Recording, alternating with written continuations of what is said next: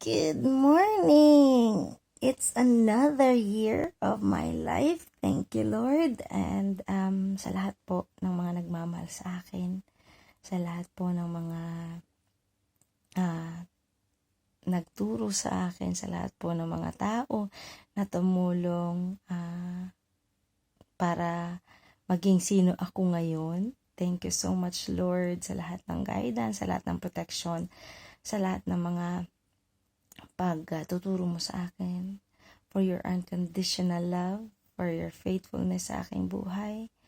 Salamat for your grace, for your wisdom, for your protection. Salamat, Lord, for everything that you've done in my life. I will always be thankful and grateful, and I will celebrate life na siyang regalo mo sa aking buhay.